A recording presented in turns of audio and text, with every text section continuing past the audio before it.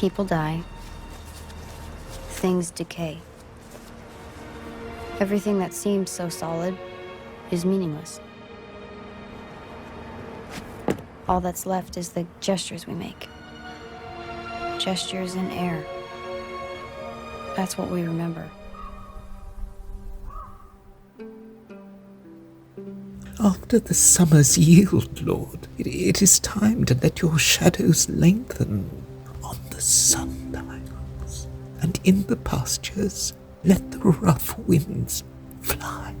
As for the final fruits, coax them to roundness, direct on them 2 days of warmer light, to hail them golden toward their turn, and harry the last few drops of sweetness through the wine.